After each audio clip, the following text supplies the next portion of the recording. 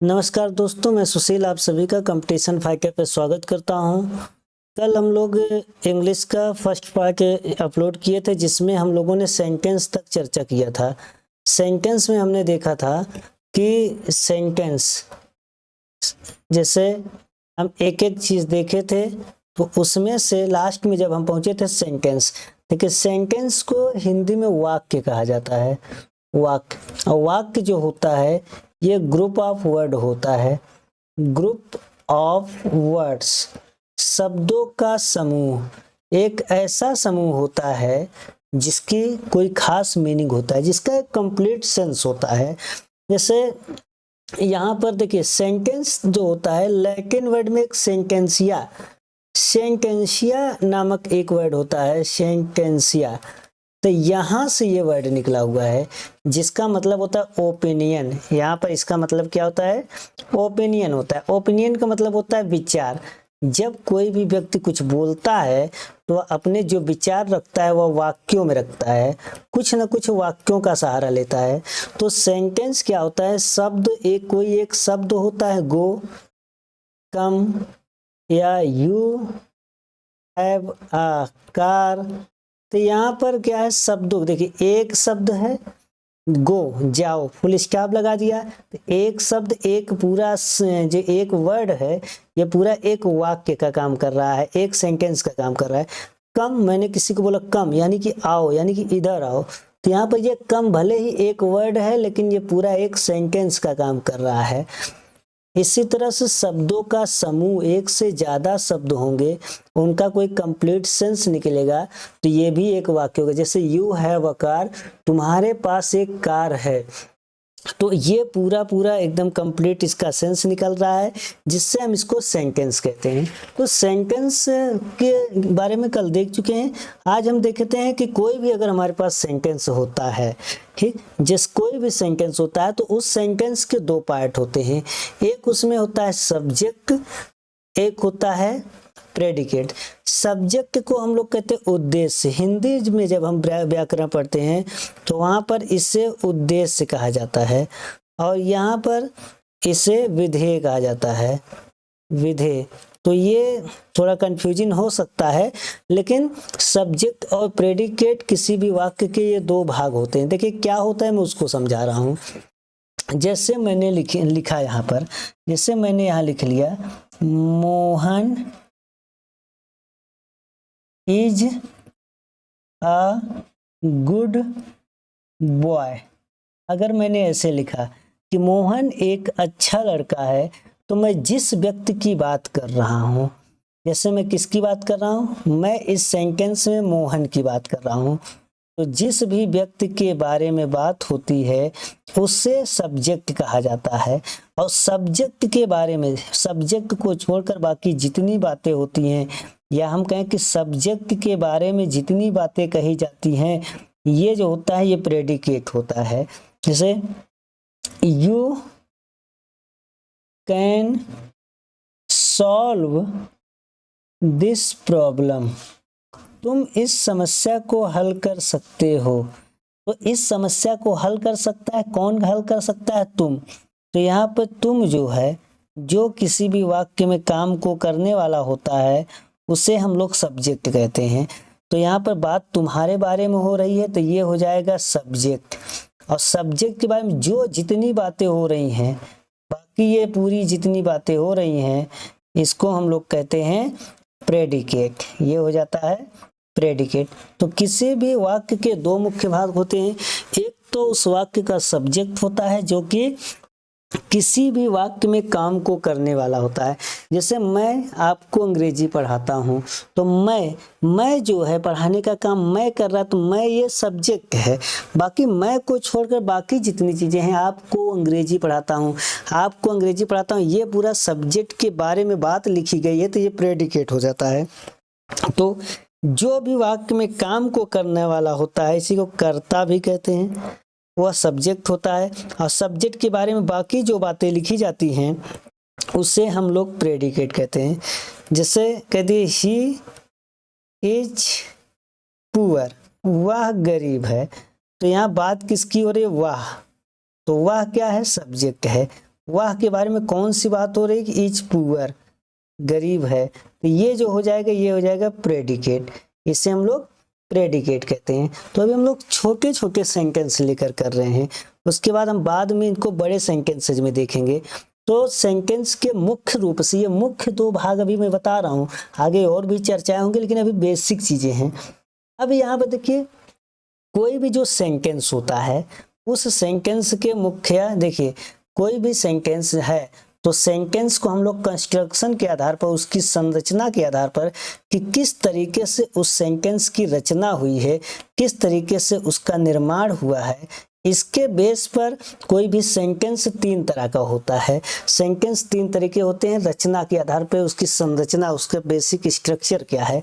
एक होता है सिंपल सेंटेंस, जिन्हें हम साधारण वाक्य कहते हैं। तो हिंदी से नहीं मतलब हमको एक है simple sentence.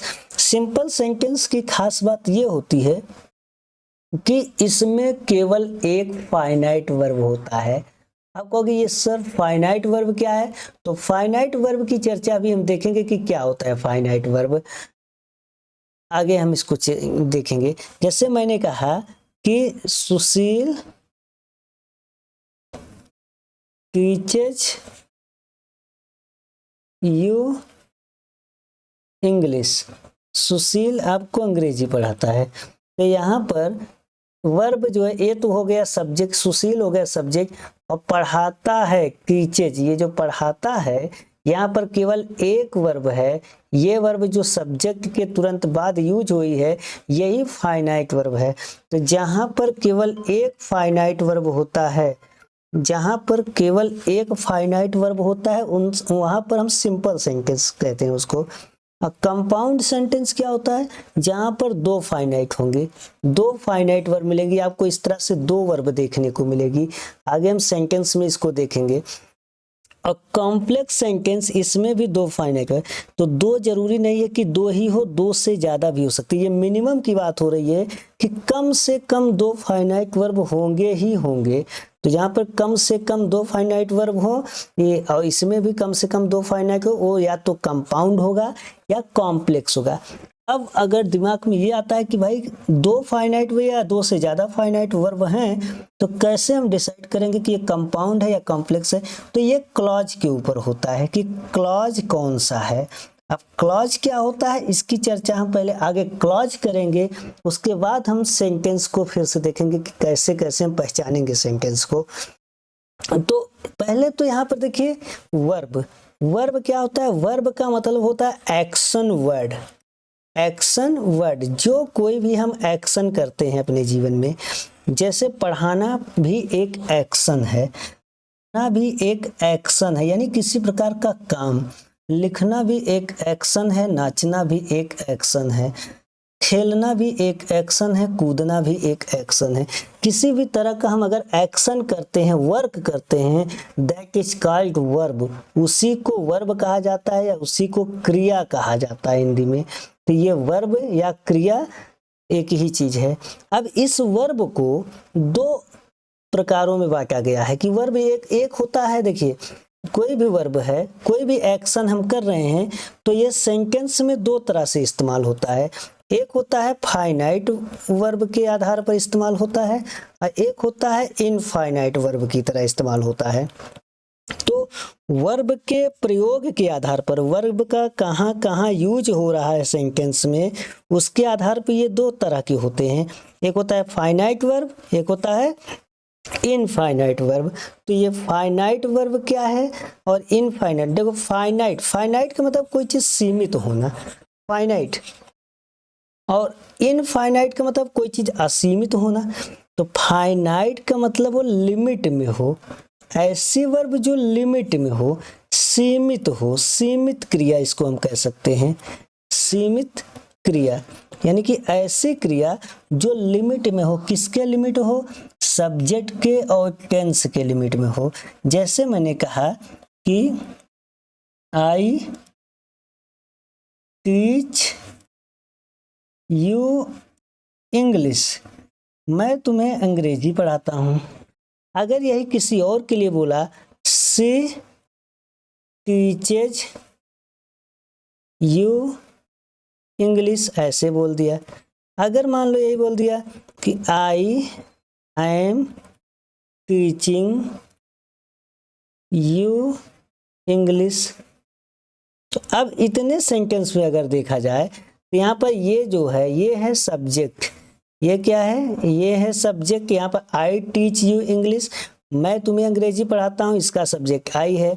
C teaches you English, वह तुम्हें अंग्रेजी पढ़ाती है, तो इसका सब्जेक्ट सी है। आई एम टीचिंग यू, मैं तुम्हें अंग्रेजी पढ़ाता हूँ, तो इसका सब्जेक्ट आई है। तो यहाँ पर देखिए आई के अनुसार यहाँ पर टीच लगा, लेकिन जैसे ही मैंने सब्जेक्ट को बदला, मैंने लगा दिया सी, यहाँ पर ये सी सिंगुलर सब्जेक्ट है, तो जब सिंगुलर सब्जेक्ट लगा तो टीच का टीचेज हो गया। इसका मतलब ये जो वर्ब लग रही है ये किसी के लिमिट में वर्क कर रही है, ये सब्जेक्ट के अनुसार अपना रूप बदल रही है। यहाँ पर मैंने आई लिया, लेकिन यहाँ पर मैंने टेंस बदल दिया, तो ये टेंस के अनुसार अपना रूप बदल रही है। तो ऐसी क्रियाएं जो सब्जेक्ट के अनुसार और टेंस के अनुसार अपना रूप बदलती हैं, उन क्रियाओं को फाइनाइट वर्ब कहा जाता है। जैसे मान लेते हैं कुछ और सेंटेंस यहाँ पर हम लेते हैं, जैसे हो गया मोहन, देखिए यहाँ सेंटेंस ले रहे हैं, Mohan goes to school to read, Mohan पढ़ने के लिए विद्यालय जाता है। फिर मैंने लिख दिया Mohan went to school to read, या फिर मैंने लिख दिया I go to school to read. या एक सेंटेंस और ले लेते हैं, Mohan is going to school to read. चलिए इतने में हम लोग देखते हैं, ये हमारे पास 4 सेंटेंस हो गए।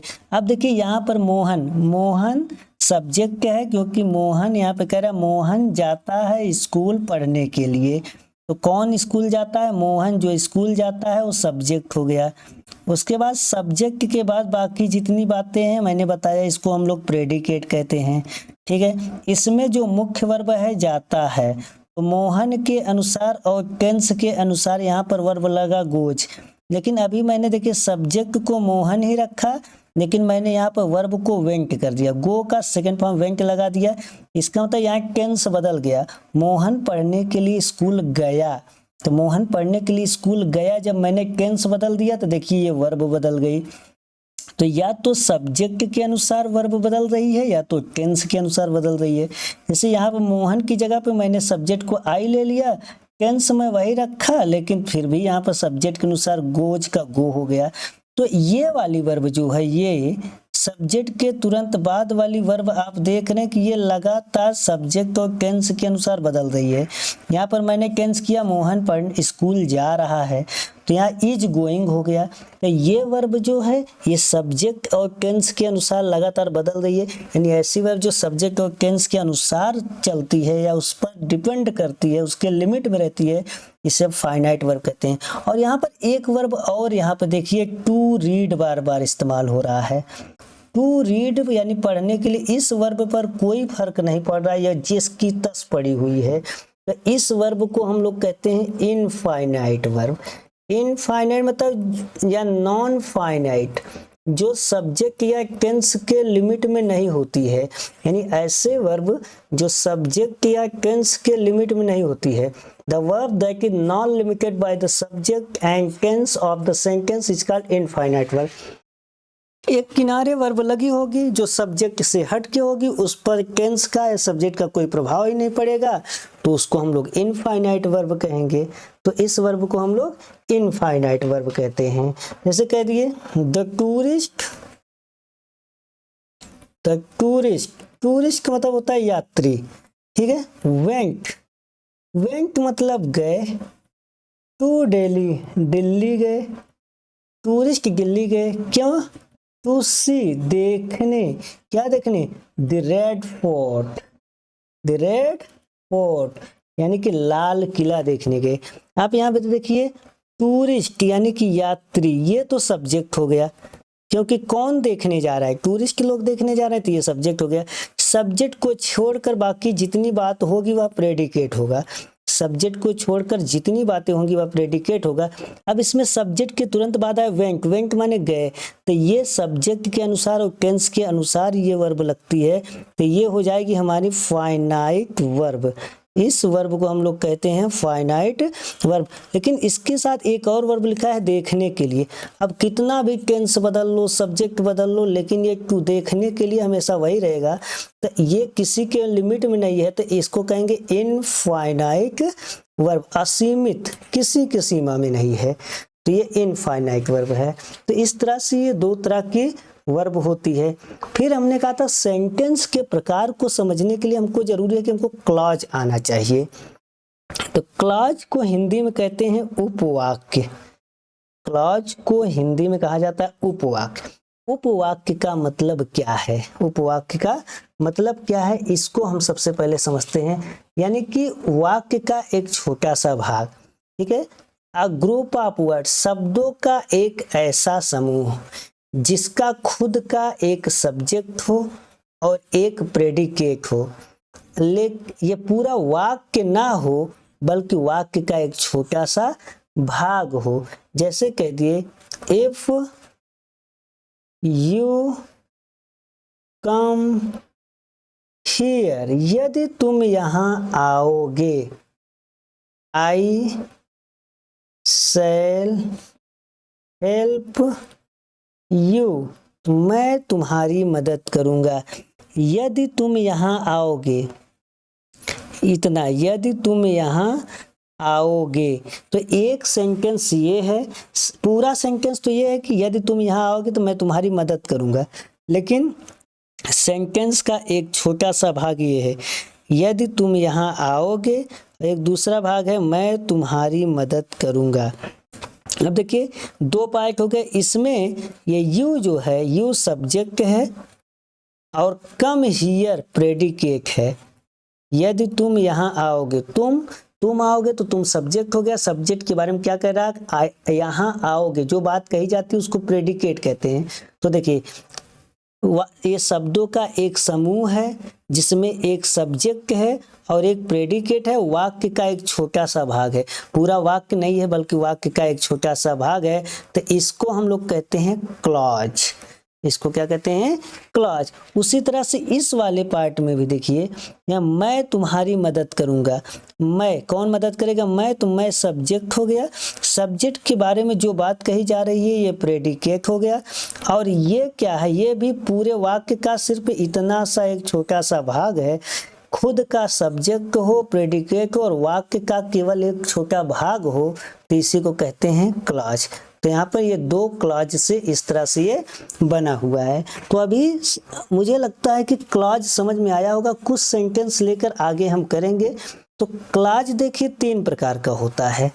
क्लॉज एक होता है प्रिंसिपल क्लॉज, एक होता है सबऑर्डिनेट क्लॉज और एक होता है कोऑर्डिनेट क्लॉज। इन तीनों क्लॉज की चर्चा हम अगले वीडियो में करेंगे।